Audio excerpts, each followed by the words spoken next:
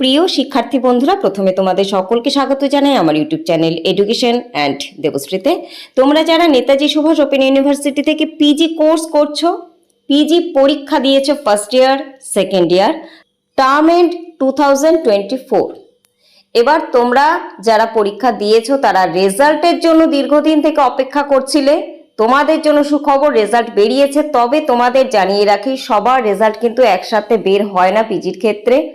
অবশ্যই তোমাদের রেজাল্ট ধাপে ধাপে বের হবে, অর্থাৎ এখন যে রেজাল্ট তোমাদের দিয়েছে, আজ এপ্রিলের 29 তারিখ হিস্ট্রির রেজাল্ট দিয়েছে, PG history first year and second year.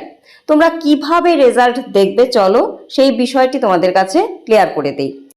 যে লিঙ্কের মাধ্যমে তোমরা যারা পিজিএইচআই এর স্টুডেন্ট আছো রেজাল্ট দেখতে পাবে, সেই লিঙ্ক আমি এই ভিডিওর ডেসক্রিপশনে দিয়ে রেখেছি। তোমরা সেটাতে ক্লিক করে সরাসরি রেজাল্টে চলে যেতে পারবে।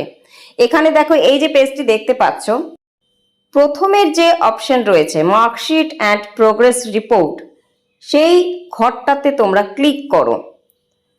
অর্থাৎ এই নীল লেখার পাশের ঘরটা ক্লিক করলে তোমাদের এই যে বক্সটি দেখাবে, সেখানে অপশন দেখাচ্ছে, তোমরা মিডিলের অপশনটিতে ক্লিক করবে মার্কশিট প্রোগ্রেস রিপোর্ট।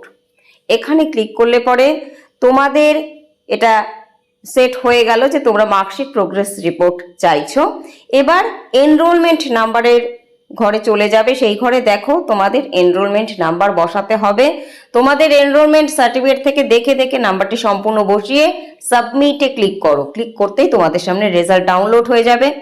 এইবার বিষয়টি হলো, তোমরা চাইলে প্রিন্ট করিয়ে রাখতে পারো, অবশ্যই রেখো, দরকার আছে। তোমরা ভবিষ্যতে পাবে হার্ড কপি স্টাডি সেন্টার থেকে, তবু প্রিন্ট করিয়ে রেখো।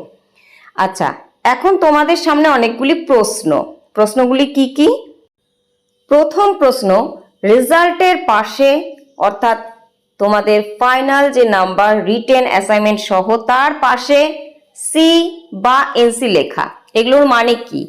সি মানে ক্লিয়ার, সাবজেক্টটি তোমার ক্লিয়ার হয়ে গেছে আর তোমাকে ওই পরীক্ষাটি দিতে হবে না।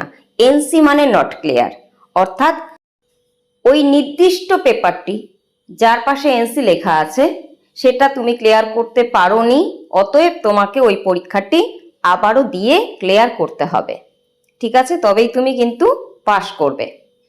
এইবার বিষয় হলো যে তোমাদের এই নট ক্লিয়ার কোনো পেপারের পাশে থাকলে অ্যাসাইনমেন্ট পরীক্ষা কি আবার দিতে হবে? এটা তোমাদের একটি গুরুত্বপূর্ণ প্রশ্ন, প্রায়ই করে থাকো।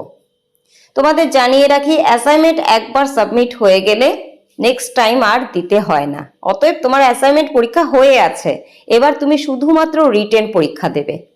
তার জন্য কি করবে? তার জন্য এক্সাম ফর্ম ফিল আপ করবে। আরও একটি বিষয় অনেকেই জিজ্ঞেস করো যে আমি ক্লিয়ার করার পর আমার রেজাল্ট আর যারা একবারে সমস্ত পেপারগুলো ক্লিয়ার করেছে তাদের রেজাল্টের মধ্যে কি কোনো পার্থক্য থাকবে?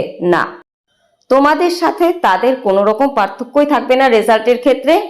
তুমি যদি পরবর্তীতে সেই পেপারটি ক্লিয়ার করো এবং ভালো নাম্বার পাও, তাহলে অন্যরা যেভাবে প্রথম ধাপে বা প্রথম অ্যাটেম্পটে সমস্তটা ক্লিয়ার করেছে, তোমার রেজাল্টও একইভাবে একই রকম দেখাবে। ঠিক আছে, কোনো পার্থক্য নেই।